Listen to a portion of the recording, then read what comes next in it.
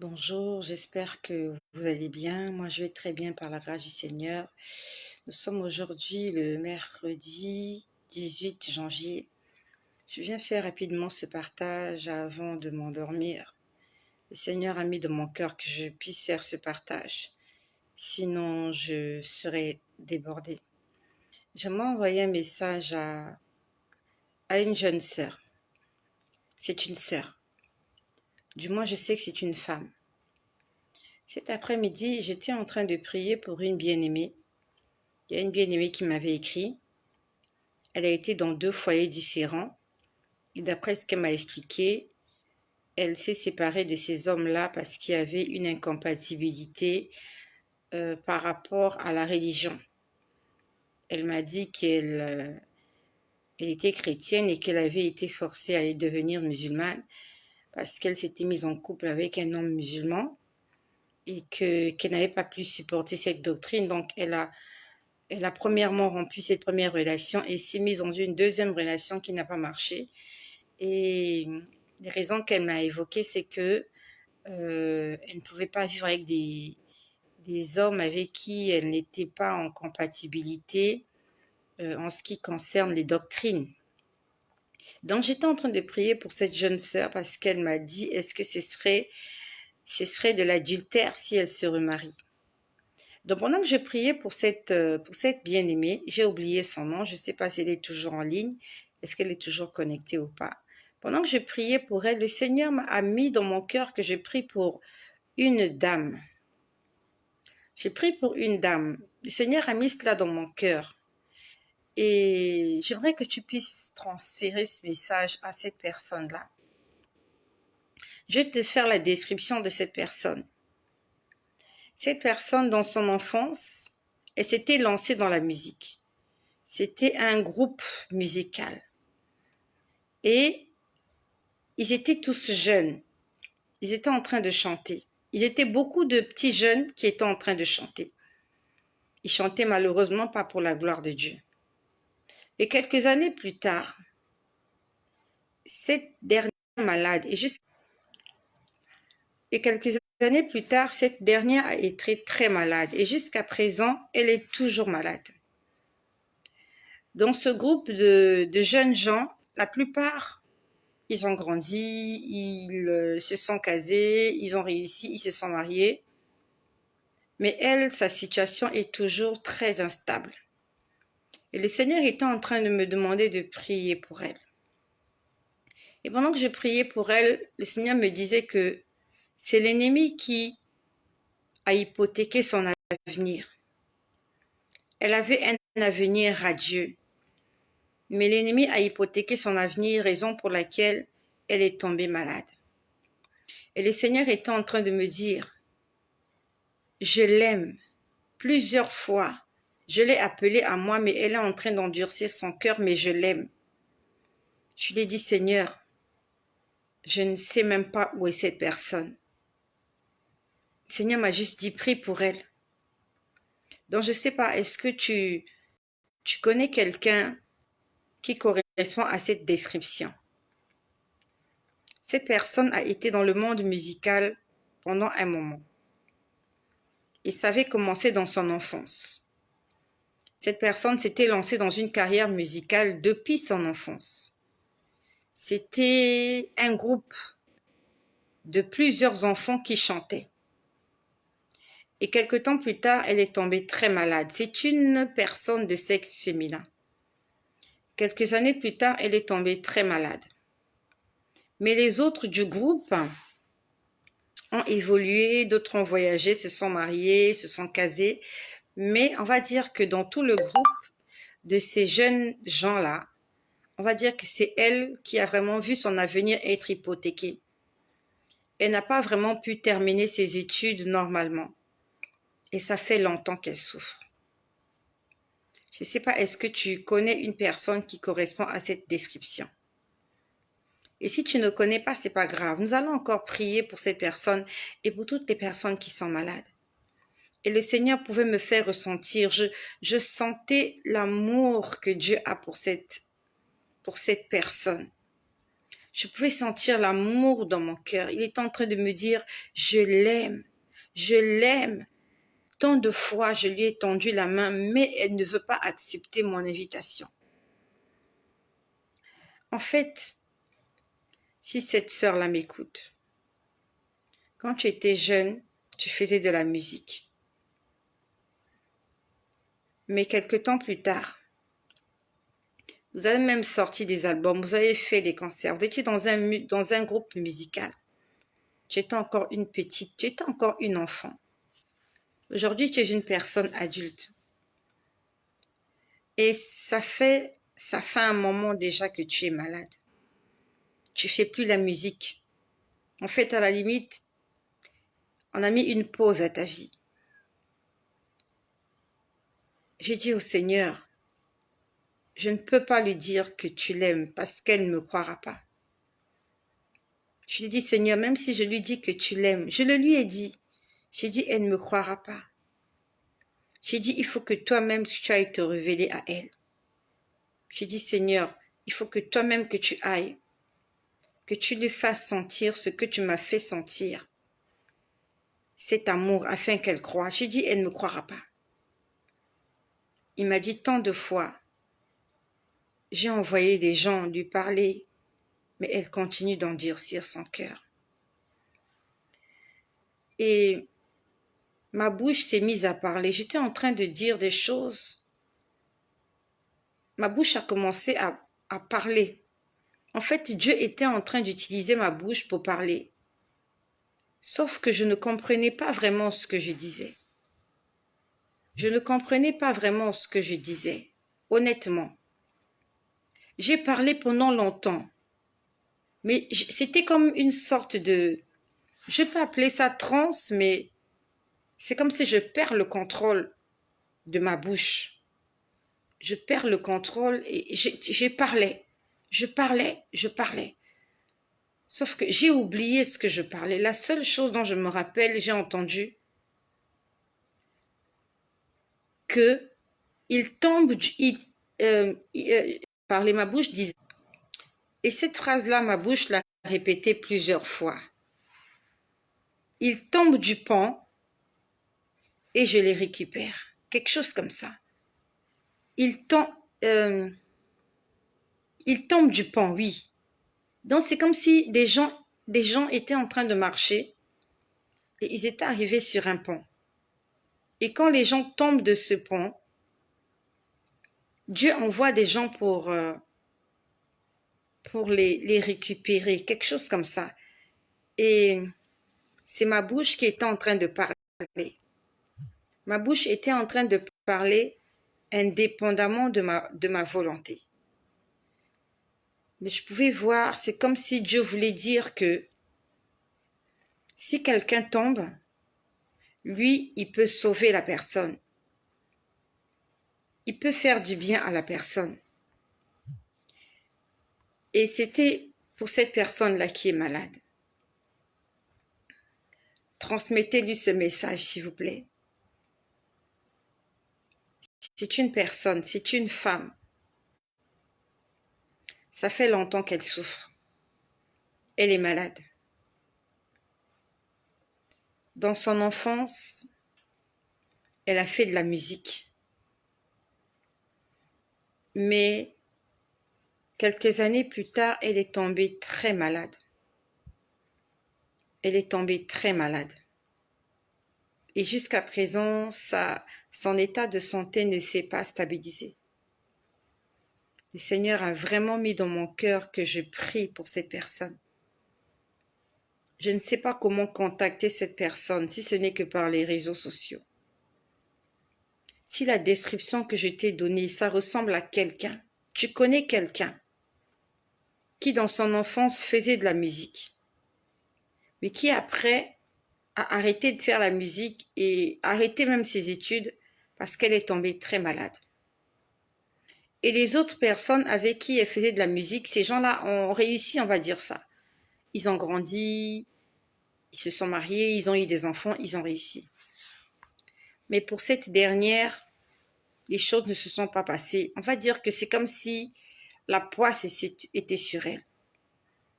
Le Seigneur m'a fait sentir l'amour qu'il a pour cette personne-là. Oh Yahvé. Seigneur, merci pour ta présence. Merci pour ton amour, Seigneur. Cette personne s'appelle Linda. Cette personne s'appelle Linda. Le Seigneur envoie ce message à Linda. Linda, si tu connais Linda, elle est malade. Elle n'a pas une bonne santé. Lorsqu'elle était jeune, elle faisait de la musique. Mais quelques années plus tard, elle a dû arrêter sa musique. Elle a même dû arrêter ses études. Elle n'a pas vraiment terminé ses études. Et le Seigneur m'a demandé de prier pour elle cet après-midi. J'ai beaucoup prié pour elle. Et le Seigneur a même utilisé ma bouche pour prophétiser. Sauf que je ne comprenais pas ce que ma bouche disait. La seule chose que j'ai compris et dont je me souviens, ma bouche disait « Il tombe du pont et j'envoie des gens pour les récupérer. » Quelque chose comme ça. Quelque chose comme ça. Ça ressemblait à quelque chose comme ça. Est-ce que tu connais quelqu'un? Est-ce que tu connais quelqu'un qui correspond à cette description?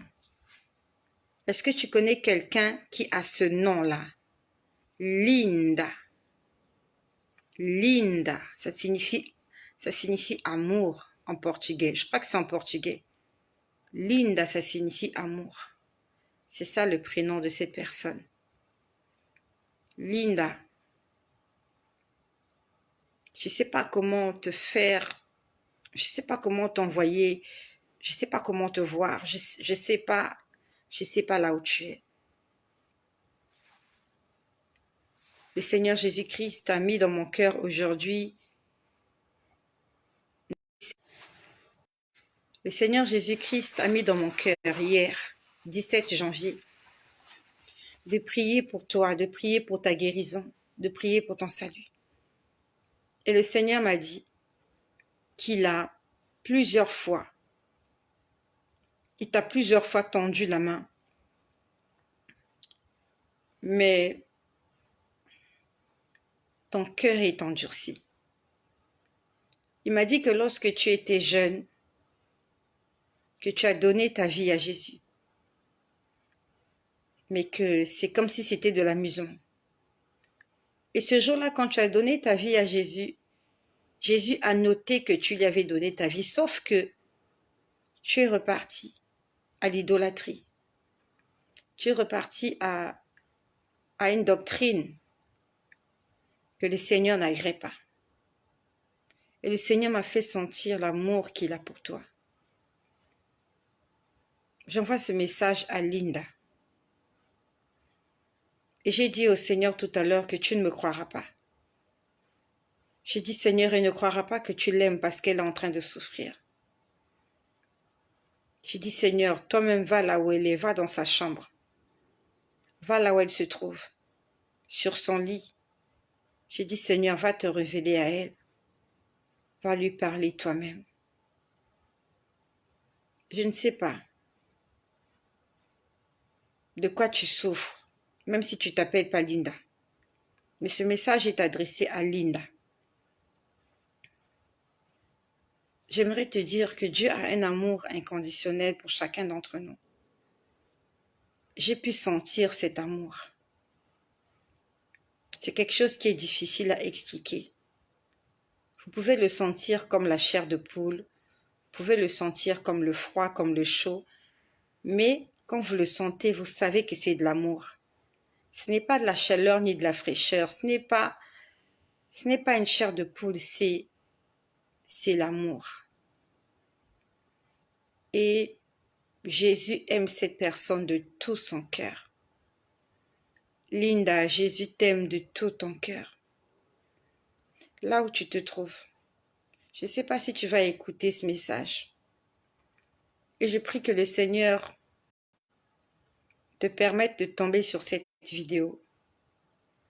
Et si toi qui m'écoutes, tu connais quelqu'un qui correspond à cette description-là, envoie-lui ce message.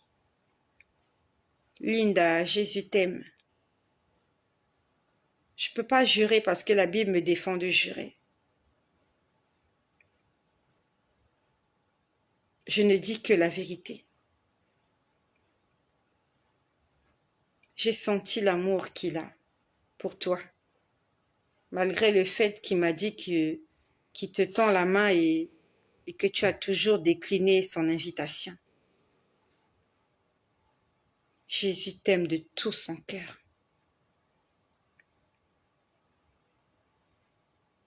Et si tu as envie de sentir cet amour, je suis sûre que Dieu a envie de se révéler à toi.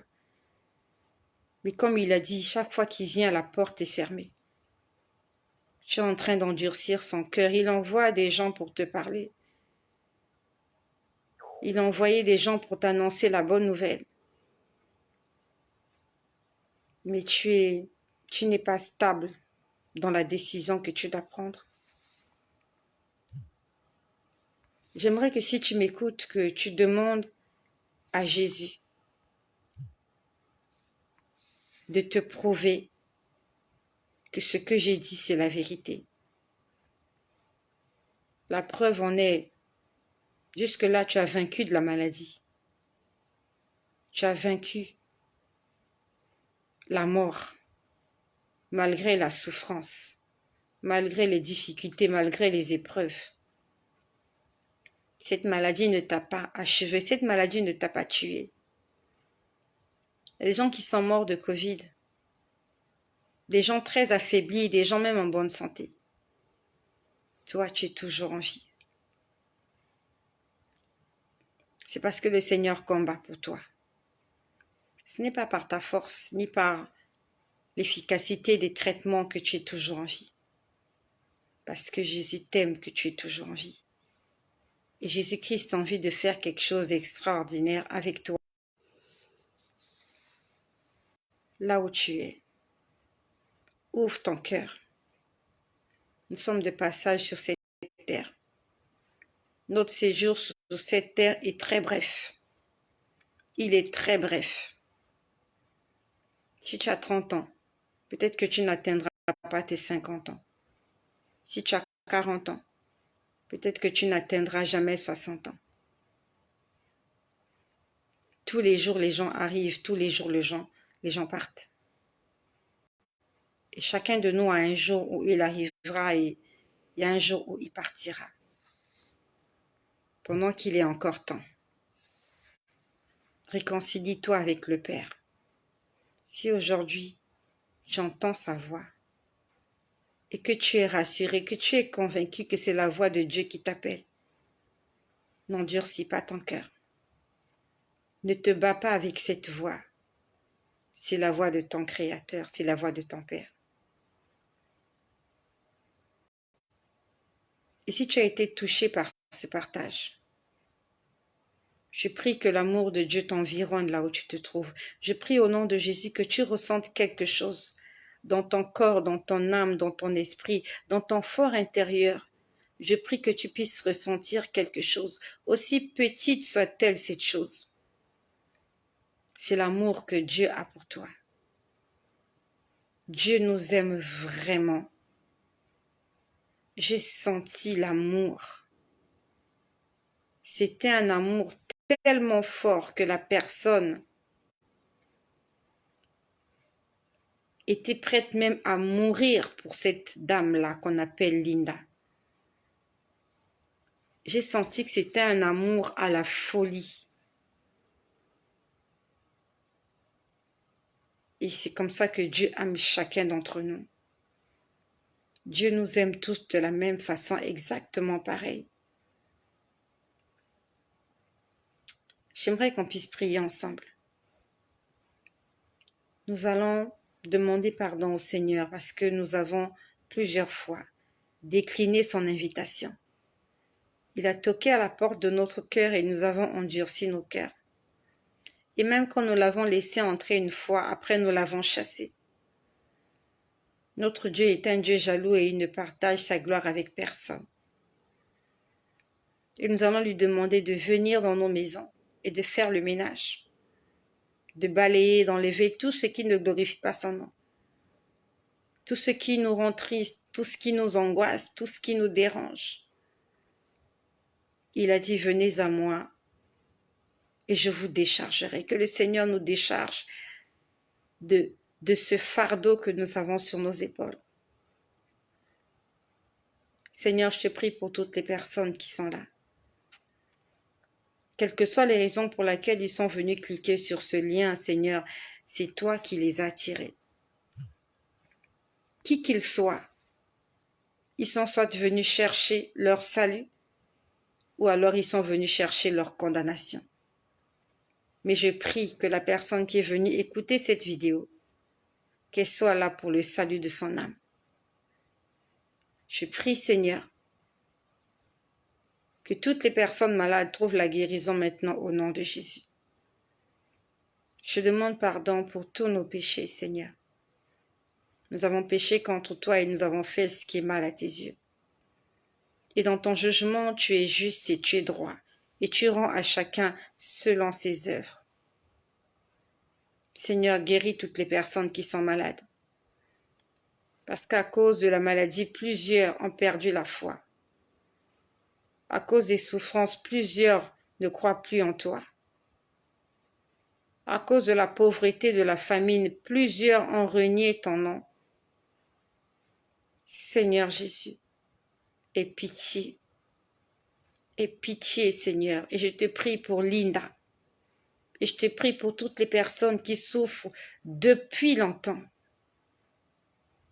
Seigneur, comme cet homme qui était malade devant la piscine de Bethsaïda pendant 38 ans.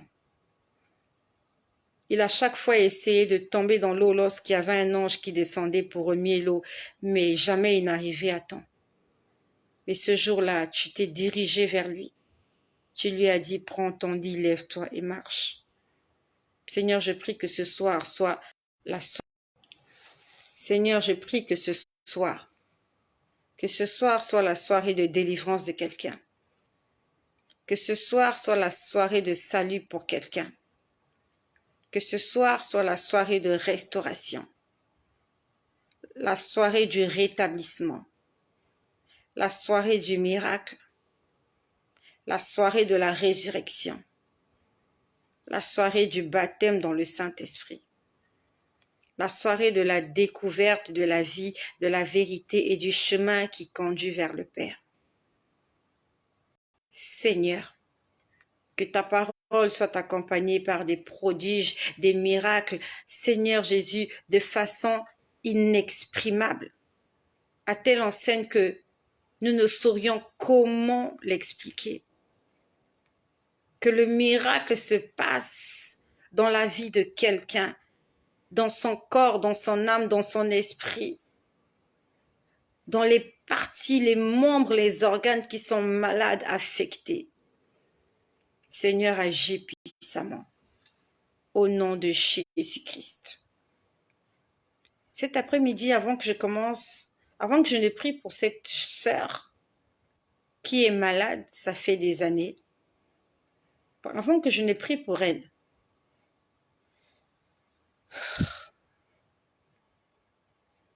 rendons grâce au Seigneur. Ne cesse pas de rendre grâce au Seigneur. Tu n'as pas idée de ce que Dieu fait dans ta maison. Tu n'as pas idée de ce que Dieu fait dans ta maison. Cet après-midi, il y a quelqu'un qui a voulu entrer chez moi par la porte d'entrée. Ce n'était pas une personne physique, c'était une personne spirituelle. Le Seigneur m'a permis de voir cela. J'ai vu quelqu'un se diriger, il a traversé le portail. Il a traversé la cour, l'allée. Il a monté les 2 marches d'escalier. Il est arrivé devant la porte de ma maison. Et il a ouvert la porte de la maison. Ça s'est passé en esprit, pas physiquement. Pas physiquement. Pourquoi je te parle de cela? C'est pas pour t'effrayer. Mais c'est pour que tu prennes conscience de combien de fois Dieu est intervenu dans ta maison, dans ta vie, dans la vie de tes enfants. Je ne sais pas à quelle heure il est chez toi, mais chez moi, les enfants dorment déjà. Et pendant que je suis en train de faire cette vidéo, je ne sais pas qu'est-ce qui se passe dans la chambre des enfants. Qu'est-ce qu'ils sont en train de rêver. Et en dehors des enfants que j'ai sous mon toit, j'ai des enfants qui sont hors de la maison parce qu'ils ont atteint un certain âge. Ils ne peuvent plus vivre avec moi. Et là où ils sont, il peut se passer des choses, mais je confie tout cela entre les mains du Seigneur. Je ne suis maître de rien. Je ne suis même pas maître de ma propre vie. Je n'arrive même pas à me garder en santé moi-même. C'est Dieu qui me réveille tous les matins. À quand même plus forte raison, ceux-là que je ne maîtrise pas. C'est le Seigneur qui prend soin des enfants. Maman, sois reconnaissante le matin quand tu te réveilles. Chaque matin, quand je me réveille, quand je vois les enfants se réveiller, je dis Seigneur, merci. Ils sont toujours en vie. Seigneur, merci. Donc, j'ai vu quelqu'un venir devant la porte de ma maison. Cette personne avait la peau noire. Cette personne était robuste. Robuste, grande de taille. Si je peux imaginer son poids, il pouvait avoir près de 100 kilos. Vous voyez, le genre d'homme fort qui ressemble à des boxeurs, à des sportifs. Et je vois cet homme arriver devant la porte de ma maison. Il a ouvert la porte. Il avait porté une genre de tenue, comme la tenue que portent les éboueurs. Tu connais les éboueurs? C'est ceux-là qui nettoient les rues. Ils sont habillés des pantalons, je sais pas moi, des combinaisons avec des éboueurs. Ceux qui ramassent les poubelles là, ils font la propreté dans la rue. Il ressemblait à un éboueur. C'était pas une combinaison qu'il avait portée, c'était un pantalon. Je crois qu'il était bleu le pantalon, avec un gilet. Le gilet était bleu. Et sur le gilet, il y avait 2 rayures de couleur vert fluo. Vous voyez ces couleurs-là qui sont visibles même dans la nuit. Il y a des vêtements comme ça qui ont été conçus pour être visibles même dans la nuit. Donc la nuit, les couleurs sont visibles. C'est pour que la personne soit visible même la nuit. Et cet homme-là arrive avec ses chaussures de sécurité. Il était crasseux. Il arrive devant la porte de ma maison. Il a ouvert la porte.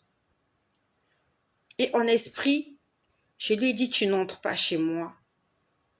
Je lui ai dit, qu'est-ce que tu viens faire chez moi? Qui es-tu? Il m'a dit, je viens faire le ménage. J'ai dit non. J'ai dit, si Dieu a envie de faire le ménage chez moi, il le fait de façon surnaturelle. Il n'a pas besoin d'envoyer quelqu'un comme toi, en plus quelqu'un de sale comme toi. Je lui ai dit, mais tu es crasseux, tu ne peux pas entrer chez moi. Quel est le ménage que tu veux venir faire chez moi? J'ai dit, il n'y a pas de ménage à faire chez moi. Et il m'a dit que je suis un ange. J'ai dit, si tu es un ange, alors tu es un ange déchu. Parce que je lui ai dit, un ange de Dieu ne peut pas être aussi crasseux que toi. Si le Seigneur a permis que je te voie, c'est pour que je te chasse, que je te réprimande, que je te chasse. Parce que lorsque Dieu envoie les anges veiller sur mes enfants, je ne les vois pas forcément. Je vois juste le miracle que les enfants sont toujours en vie, les enfants sont bien portants. Je lui ai dit, tu es trop crasseux pour être un ange de Dieu. Et en plus, tu viens faire le ménage chez moi.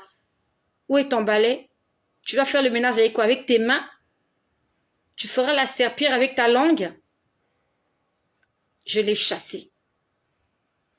Je lui ai dit, tu sors. J'ai dit, tu fais demi-tour et tu sors. J'ai dit, sors au nom de Jésus. Sors. Et j'ai fermé la porte. Il s'est retourné. Il a commencé à marcher tout doucement. Je lui ai dit, sors, va-t'en. Quitte, sors de chez moi au nom de Jésus. Il venait pour prendre le vélo de ma fille. Comment je le sais? Je le sais. En décembre, ma fille, la dernière, elle a reçu un vélo. On lui a acheté un vélo. Son père lui a acheté un vélo. Et cet homme-là qui est venu chez moi cet après-midi, il a voulu prendre le vélo de l'enfant. Plusieurs personnes me diront, oui, c'est quoi le vélo? Le vélo, c'est comme synonyme de joie. Lorsque vous offrez quelque chose à un enfant, il est dans la joie. Un jouet, un cadeau. Elle aime pédaler sur ce vélo. Elle aime son vélo.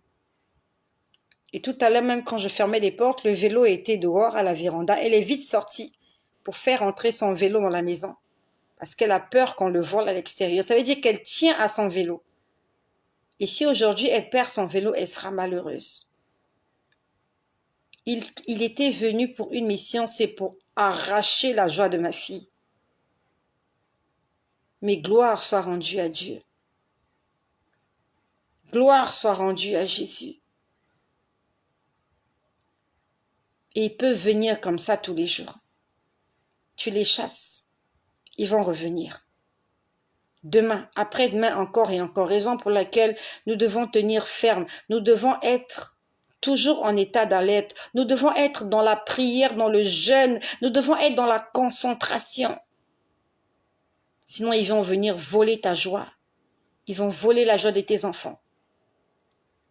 Et ça se passe pendant que tu ne t'y attends pas. Tu es là sur les réseaux sociaux en train de faire et de regarder n'importe quoi. Et il y a quelqu'un, un esprit qui vient dans ta maison, qui traverse le salon, il entre dans la maison, il vient voler quelque chose et tu l'as même pas vu. Que le Seigneur t'ouvre les yeux spirituels. Que le Seigneur nous ouvre l'intelligence. Que le Seigneur nous donne la sagesse et le discernement afin de garder notre porte toujours fermée. Que lorsque l'ennemi vient, qu'il trouve la porte fermée, et même s'il arrive à entrer, qu'il ne vole rien, que les anges qui campent autour de nous puissent nous protéger, nous arracher du danger, que les seigneurs prennent le contrôle de nos maisons, de nos vies. Ma maison est une maison de prière, mais si un esprit impur arrive à ouvrir ma porte, je te laisse imaginer ce qu'il fait dans les écoles. Quand ils vont dans les écoles, qu'est-ce qu'ils font? Est-ce que les chefs d'établissement, est-ce qu'ils prient? Est-ce que les professeurs prient? Est-ce que les maîtresses prient? Je te laisse imaginer comment ils entrent, ils sortent partout, ils font ce qu'ils veulent. Mais on est toujours en vie. Comment ne pas rendre gloire à ce Dieu-là?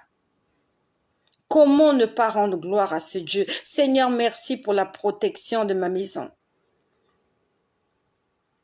La protection ne vient ni de l'Orient ni de l'Occident. La protection vient de l'Éternel.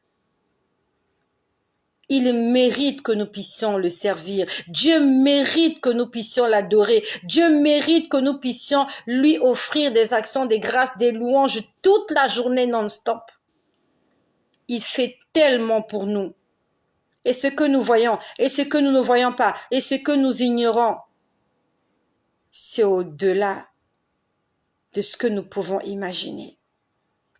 Dieu fait au-delà de ce que ton être peut imaginer. Combien de fois il y a quelqu'un comme ça qui est venu chez toi? Il a voulu voler, mais il n'a pas volé. Et même quand il a volé, rien ne s'est passé dans ta maison. C'est le moment de se mettre dans la prière. C'est le moment de tourner ses regards vers Dieu. C'est le moment de s'abandonner à Dieu complètement. De lui demander, Seigneur, guide-moi. Seigneur, conduis-moi. Seigneur, sois mon centre d'intérêt. Seigneur, prends les contrôles de mon âme, de mes neurones, de mon être. Prends le contrôle, Seigneur. Que le Seigneur prenne le contrôle de ta vie. Je suis consciente que l'ennemi cherche la petite occasion pour que je souffre, pour que je meure, pour que je pleure, pour que je sois angoissée. Il est en train de chercher tous les moyens afin de faire taire ce ministère. Mais je compte sur le Seigneur. C'est lui qui m'a donné cette mission. Il a dit à Josué, prends courage. Et le Seigneur me dit ce soir, le Seigneur te dit ce soir, prends courage. Ce n'est pas moi qui l'ai cherché, ce n'est pas moi qui l'ai choisi, mais c'est lui qui m'a choisi et qui m'a établi. C'est lui qui m'a donné cette mission et je compte sur lui afin de m'aider à mener cette mission jusqu'au bout de la course. Je vais terminer mon pèlerinage sur cette terre. Je terminerai la mission que Dieu m'a donnée sur cette terre. Je la terminerai parce que je lui fais totalement confiance. Que le Seigneur prenne le contrôle de ta maison. Que le Seigneur prenne le contrôle de ta vie, celui de ton mari, de ton épouse, de tes enfants. Que le Seigneur prenne le contrôle de ton ministère. Que le Seigneur prenne le contrôle de ton être tout entier. Tu n'as besoin de ne faire qu'une seule chose, de l'inviter. Invite-le. Il va te protéger. Il va t'éloigner du danger. Il va confondre tes ennemis. Je vous ai dit comment samedi dernier,